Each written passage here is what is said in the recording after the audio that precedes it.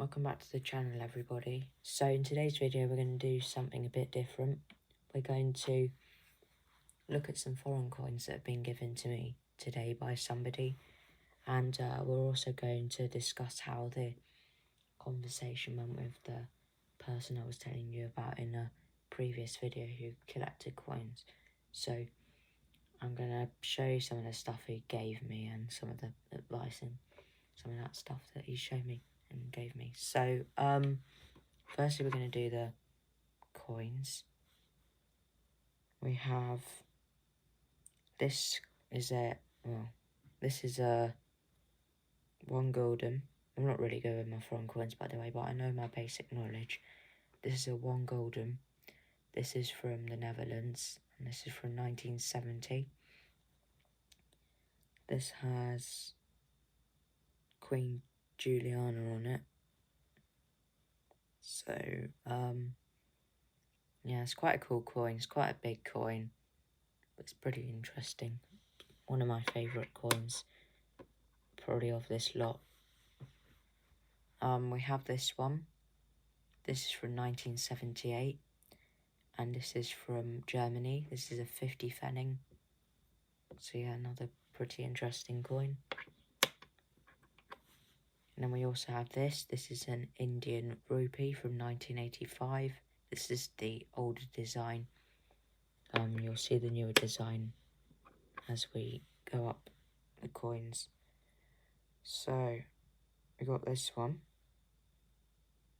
This is from Belgium. Really cool design here. This is really cool, this coin.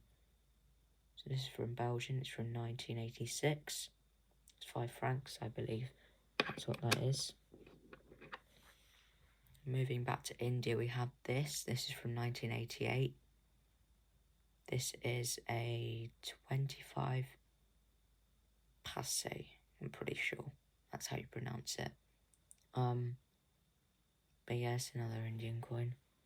Going back to Germany, we have a 1 Pfennig from 1990. Pretty small coin. It's about the size of the end of my finger. Very fiddly coin because I just dropped it. And we also got this. That's again from Germany. It's from 1991. It's a 10 Pfennig, so kind of more Pfennig stuff. I believe we're back to the Netherlands now, but this time 1990 or in the 90s. This is Queen Beatrice coin. As you can see, Beatrice. Okay, so that's what that is. I think this is 25 cents. Pretty sure that's what that is. And then this is probably one of the smallest coins that I have in my collection. I also have a Spanish half peseta from like 1998. And that's probably smaller than this coin, but this coin is tiny. To give this coin a comparison, it's probably as small as one of those really small watch batteries. So this is a very small coin. And yeah, I think that might be nearly as big as the end of my thumb. Yeah, it's a very small coin. Imagine what the 5 cent looks like. So yeah, so 10 cents from 1994. It's probably one of the smallest coins I have in my collection, actually. And then we have this. I believe that this is Croatian 10 foreign from 1994. And then we have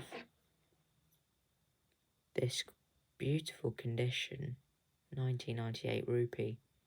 So quickly, you can see this one is completely different to this one. They changed the design. And then they probably melted this one down, I believe. That's not in circulation anymore. And I believe this is the one they use in India now, but that coin's from 1998. That is really shiny. Problem is, it's probably not worth anything because it's really common, but it's in very nice condition. Yeah, so I'm very happy with that. And then we have, to wrap off with our foreign coins, we have this South African 5 cent from 2009. Pretty nice design of the bird on it. So that's a pretty cool coin, isn't it? Yeah, I'm happy with that. So I got a good haul. All of these coins are going to go into my foreign coin section of either my black album or my blue album. So that's probably where those are going to live.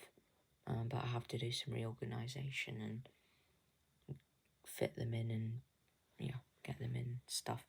I think now we're going to talk about the person. So I was introduced to this person by somebody that I know. So she said, oh, I know somebody who collects coins. So she introduced me to him. I met him yesterday. He's quite friendly. He's got a lot of really interesting coins. He showed me a lot of hammer coins. So he kind of mainly specialises in pre-decimal, but which is not really my area. I still do pre-decimal, but as you know, I'm mainly more a modern coin person. But yeah, it was interesting. He showed me some pretty rare coins, to be honest. He has a King John 12.29 penny, I'm pretty sure, hammered penny. So he's got a lot of really rare coins. A lot of hammered and early milled stuff. So that's pretty cool. And he gave me this as well. This is a 1983 Brilliant Uncirculated coin collection. So it's basically like the 1994 set, but with different coins in it. So in this one, we've got the 20p, the old large 50p, and the old large 10p. We also have the old £1 coin. That was the first year they introduced these, in 1983. The halfpenny, which was an NIFC in that year, so that's pretty cool. And the 2p was also an NIFC, so that's a pretty nice find.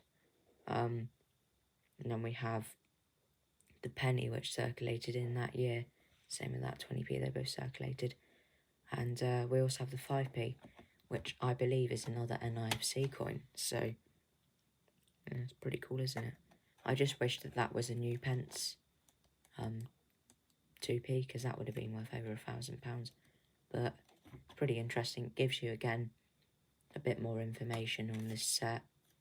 So it's pretty cool. It's nice that he gave that to me. He said, I've got another one of these, so you can have that if you want. So obviously I said yes, and I took it. So yeah, he also gave me, I need to go and grab it. He also gave me this. This is a coin market value book from 2025. It's only got a couple of months left on it, because obviously we're in October now, and it's going to be November soon, and then December. So this has only got about 2 months left on it. So I'll use it while I can, but obviously it's going to be out of date in 3 months. But yeah, you can see it.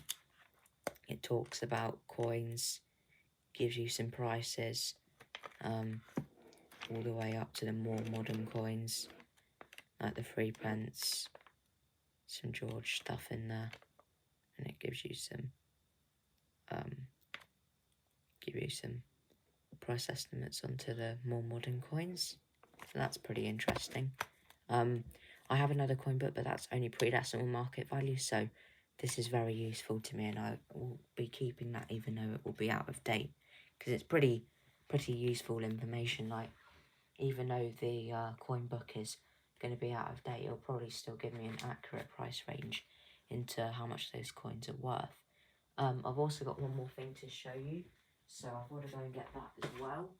It is a he's given me a load of coin flips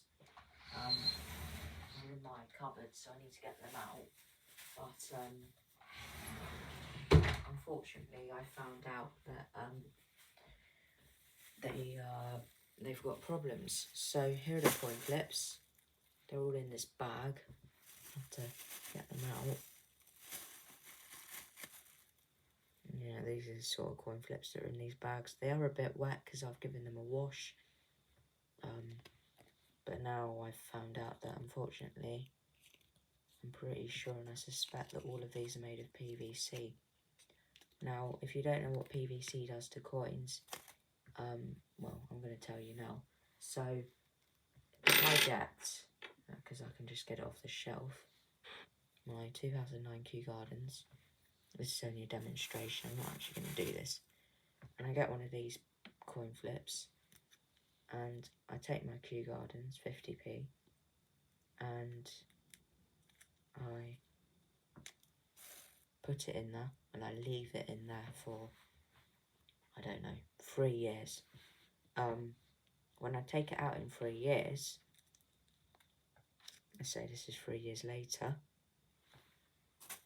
I'm going to find out that my Kew Gardens has been PVC damaged.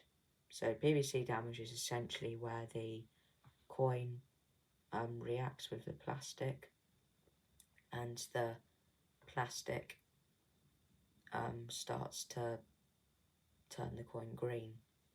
So unfortunately, this coin will be devalued because it's had PVC damage.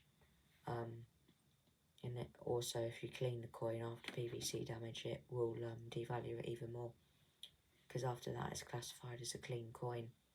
So you've got to be very careful into which coin flips and coin albums you buy.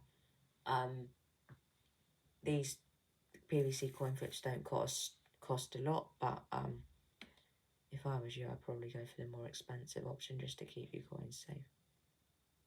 So yeah, that's just some advice from me. So yeah, that concludes today's video, and see you next time for more coins.